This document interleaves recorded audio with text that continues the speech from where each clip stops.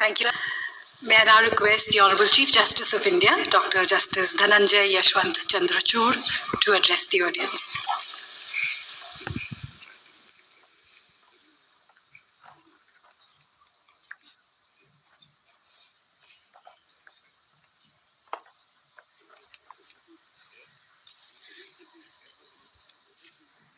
Namaskar.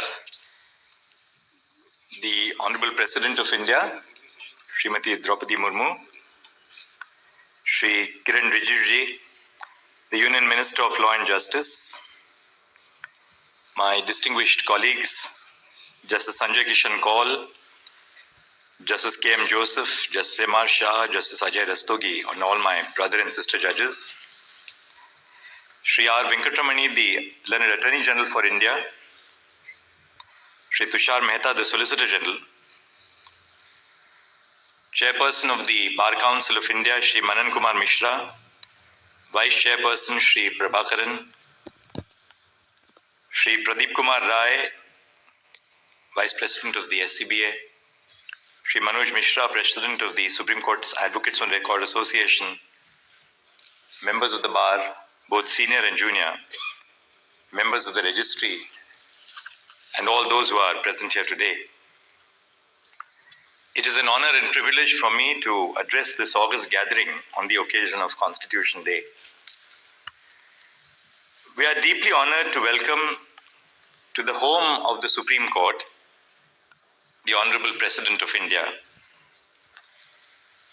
The personality of the Honorable President and her own evolution on the path of life holds a beacon of hope for every young Indian, man or woman.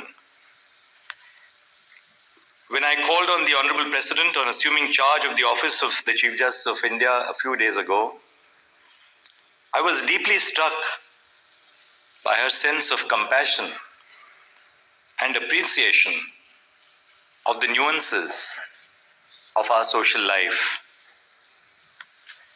There is no better time to recall that India is one of the few nations where the Constitution was written by her people.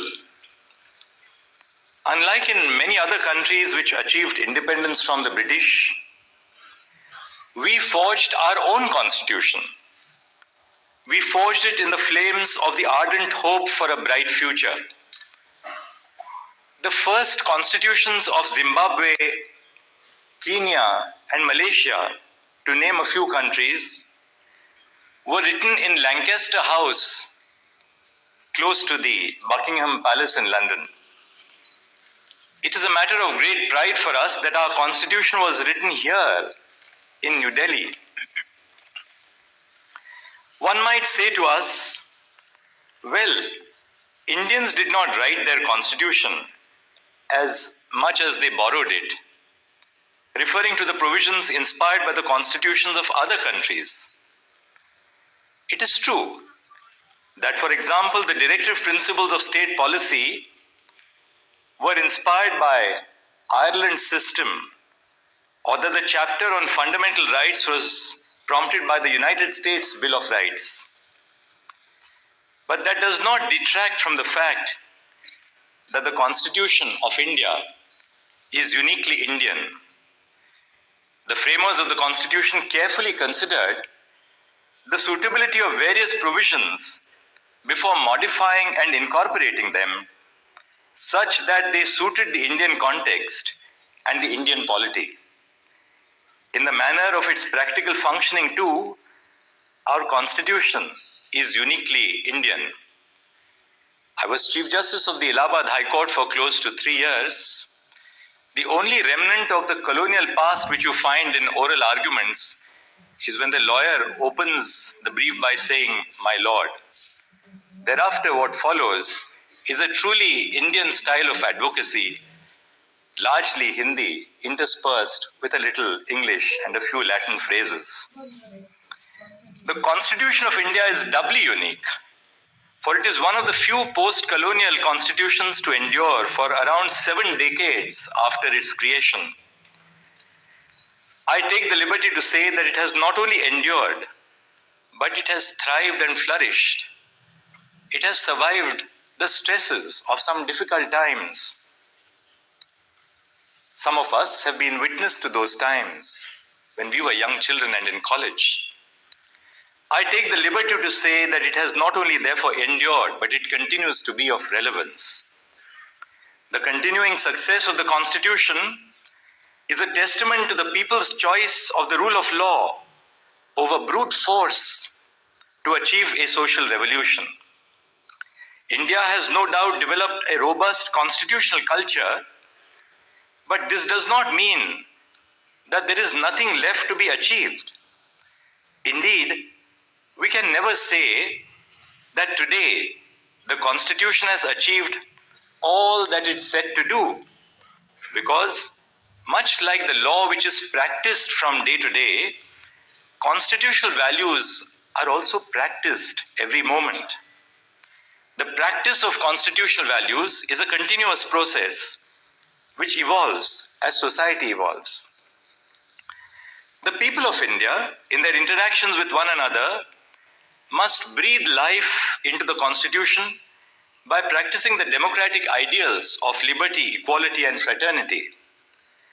The courts of our country must sustain this practice by foregrounding these same values in their judicial decisions. And the legislature and the executive must enable the practice of liberty, equality, and fraternity. On the eve of the adoption of the Constitution, Babasaheb Dr. B.R. Ambedkar, the architect of the Constitution, said, and I quote the distinguished jurist, "These principles of liberty, equality, and fraternity form a union of trinity in the sense that to divorce one from the other is to defeat the very purpose of democracy. Without equality, liberty would produce the supremacy of the few over the many.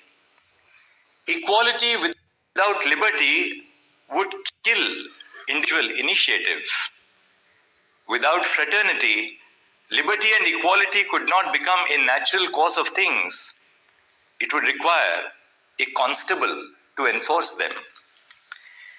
There is no better way to celebrate the Constitution than by practicing its ideals every single day of our lives, the ideals of liberty, equality, and fraternity.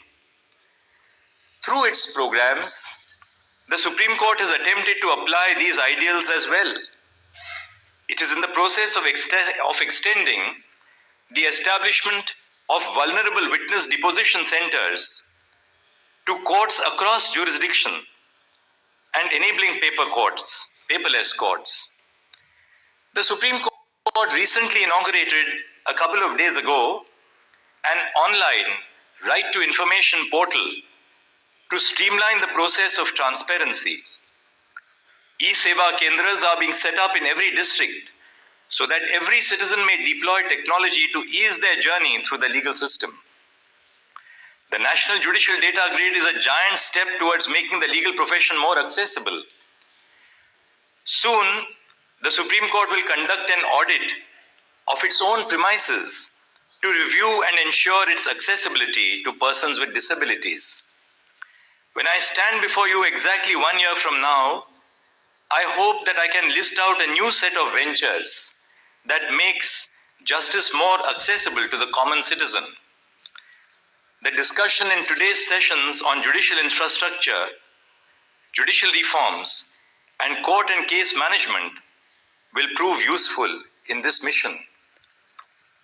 The course of today's discussions has brought together Chief Justices of all the high courts who bring years of experience with social life, in legal life, and as administrators, both in the high courts of their parent origin and beyond. These discussions have been open, candid, and in a footing of equality and mutual trust and confidence.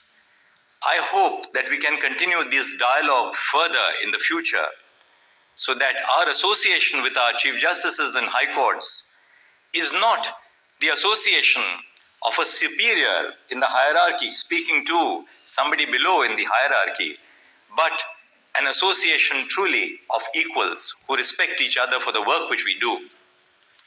Finally, I would like to recall that the Constituent Assembly had to account for an important aim while drafting the Constitution.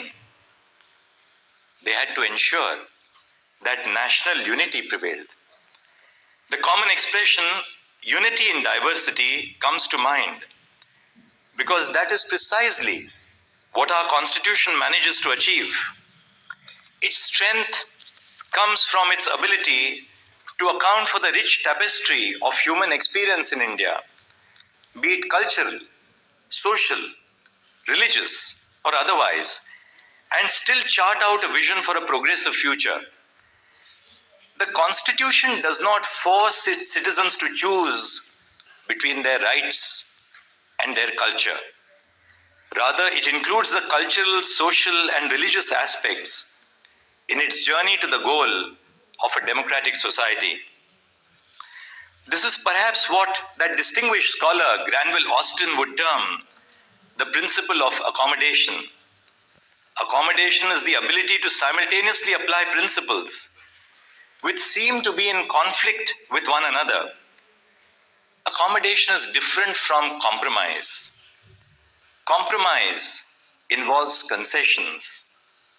Like the Constitution, Indian society has displayed the remarkable ability to be accommodative of various concerns which seem to be in conflict with one another. We must uphold the idea of unity in diversity by continuing to be accommodative of one another. With that thought, I come to the end of my brief speech.